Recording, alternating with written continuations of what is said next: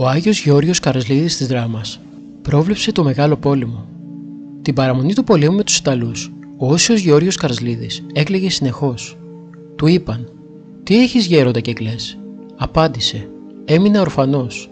Και όταν κηρύχθηκε ο πόλεμος, είπε «Έφυγε η Παναγία με τον Άγιο Γεώργιο στο μέτωπο». Για τον γέροντα Γεώργιο Καρασλίδη της Δράμας, ο πόλεμος που ξέσπασε δεν ήταν ένα αναπάντεχο γεγονός. Πολλοί χωρικοί αναφέρουν ότι το είχε προβλέψει και τους είχε προειδοποιήσει εμέσως. Η Σιμέλα Σπυριδοπούλου, που μαζί με μία φίλη της είχαν επισκεφτεί το γέροντα μία εβδομάδα πριν τον πόλεμο, τον άκουσε να λέει «Σήμερα ο Αγιάννης κίνησε για τον πόλεμο». Αυτοί όμως δεν έδωσαν σημασία στα λόγια του και σε 5 μέρες το είχαν ήδη ξεχάσει. Την 5η μέρα, ενώ η Σιμέλα σκάλιζε έξω στον κήπο, ήρθε ο γέροντας, κάθισε κοντά της και άρχισαν να συζητούν. Κάποια στιγμή αισθάνθηκαν μια δυνατή ευωδία, όχι όμως αποθυμίαμα. Το καλύτερο άρωμα να χρησιμοποιούσες, τέτοια ευωδία δεν θα έβγαινε. Μοσχοβολούσε ο τόπος. Τη ρώτησε τότε ο γέροντας: «Σιμέλα, αγρίκησες τίποτα?» «Ναι, γέροντα», του είπε εκείνη. «Μα τι όμορφη ευωδία είναι αυτή?» «Δεν πας τότε», της λέει, «στο μοναστήρι να δεις τι συμβαίνει?» «Δεν πάω μόνη μου, φοβάμαι. Αν πας εσύ, θα έρθω κι εγώ», του είπε. Ξεκίνησαν και οι δύο μαζί. Όταν έφτασαν, αντίκρισαν την εικόνα της Παναγίας της Ελευθερότριας να είναι βουτυγμένη στο μύρο. Συγκινήθηκε ο γέροντας και βούρκωσε. Πήρε τον βαβάκι, σκούπισε το μύρο και το έδωσε στη Σιμέλα για ευλογία. Μετά πήρε ένα βιβλίο και άρχισε να διαβάζει, και τότε μόνο σταμάτησε το μύρο να τρέχει. Αυτό συνέβη λίγες μέρες πριν την κήρυξη του πολέμου.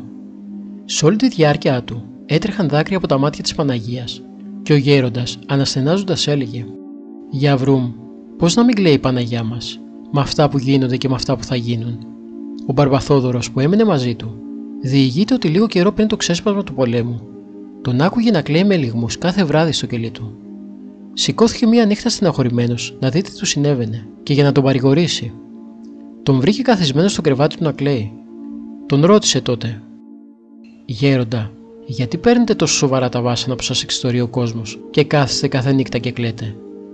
Εκείνος τότε τον κοίταξε περίληπος και του είπε: «Εσύ δεν ξέρεις τι έρχεται, παιδί μου».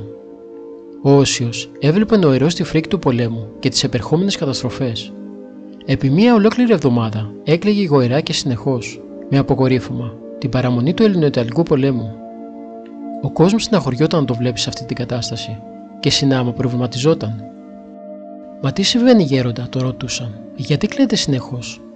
Στο τέλος όμως της εβδομάδας που κηρύχθηκε ο πόλεμος, κατάλαβαν πλέον το λόγο. Μετά τη γενική επιστράτευση, ο γέροντας συγκέντρωσε τα γυναικόπαιδα και έκανε λιτανία γύρω από το χωριό. Περιφερόταν με ένα κονσερβοκούτι γεμάτο κάρβουνα και με αυτό θυμίαζε τα σύνορα του χωριού, επικαλούμενος στη θεία προστασία. Όταν επέστρεψαν πίσω στο μοναστήρι, του ανακοίνωσε ότι η Παναγία με τον Άγιο Γεώργιο έφυγαν για να βοηθήσουν στο μέτωπο. Απόσπασμα από το βιβλίο Όσιος Γεώργιος της Δράμας, ο Άγιος των Πτωχών και των Πονεμένων, έκδοση της Ιεράς Μονής Αναλήψεως του Σωτήρος, Δράμας.